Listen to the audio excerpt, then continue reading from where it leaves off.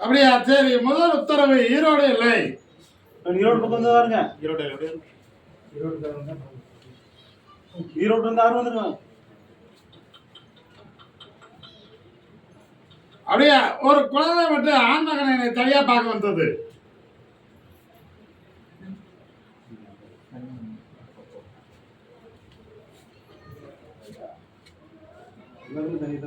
மூன்று முறை கால் விழுந்துட்டு வா.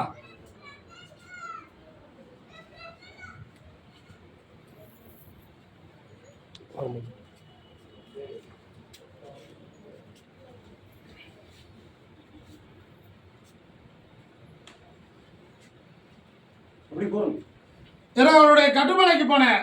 சரியா?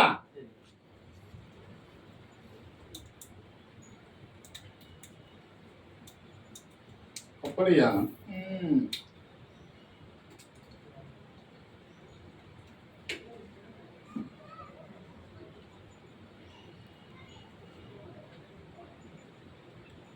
உன்னுடைய கடுவலையில என்னுடைய நினைவாலயம் சிந்தனையாலே உடையக்கு பொழுது ஒரு கண்ணமா நிலவு ஒரு வண்ணமாக வந்து கொண்டிருக்குது.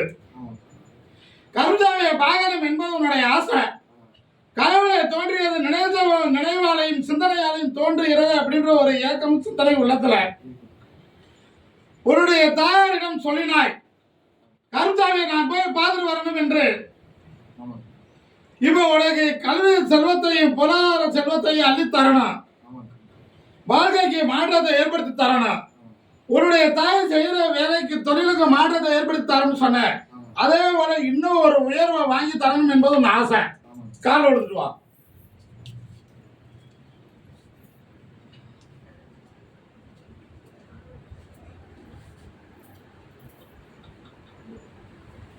வேற என்ன கேக்குற?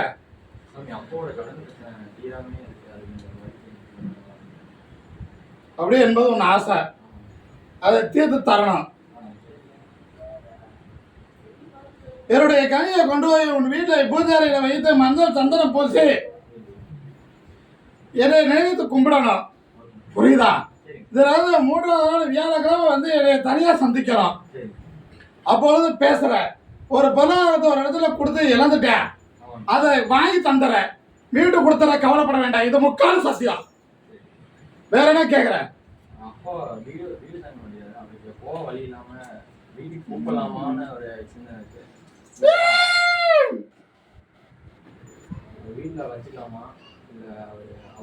நான் உன்னிடம் சொன்னேன், அவனுக்கு நிலைமை சிந்தனை மாறும், போய் இடம் இல்லாமல் நம்மளை நாடுவேன், அப்ப என்னை கேட்டு முடிவெடுக்கலாம்னு சொல்லி இதை தனியா சந்திக்கையில நான் சொல்றேன். அந்த முடிவை நீ எடு, உறுதுணை யாரும் கவலைப்பட வேண்டாம். சரியா? கருத்தாவியோடைய அருளும் சக்தி இப்ப இருந்து வாங்குவது போல பின்னாடி நான் வளர்ந்து உயர்ந்தா இதை கருத்தாவி அருள் எனக்கு கிடைக்குமா என்பது உன் ஆசை உள்ளத்துல இருக்குது.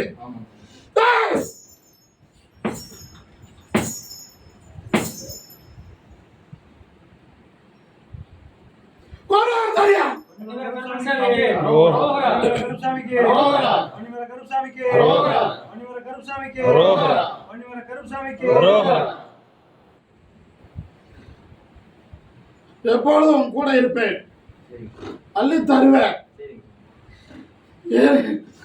என்ன போல தெய்வத்தை உனக்கு சித்தியாக்கி தருகிறேன்.